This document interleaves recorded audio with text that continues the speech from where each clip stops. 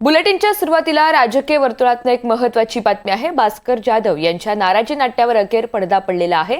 स्वतःच्याच वक्तव्यावरून जाधवांनी घुमजाव केलाय। मी माझ्या क्षमतेप्रमाणे संधी न मिळाल्याचं बोललो, पक्षानं संधी दिली नाही असं बोललेलोच नाही, असं स्पष्टीकरण भास्कर जाधव यांनी दिलेलं आहे।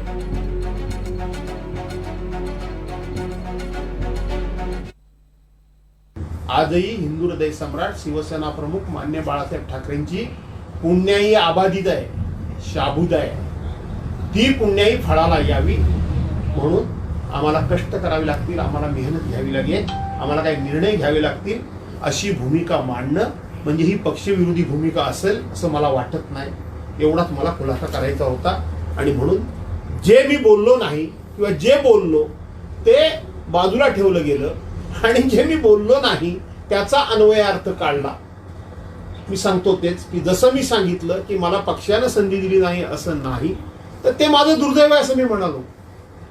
दुर्दैव आहे, पक्षानं संधी दिली नाही असा माझा शब्दप्रयोग जर असेल तर तो प्रसिद्ध करा। मी माझा शब्द मागे घेईन, पण मला माहित आहे मी खोटं बोलत नाही। त्यामुळे मी जे बोललो ते बोललो आणि नाही ते नाही।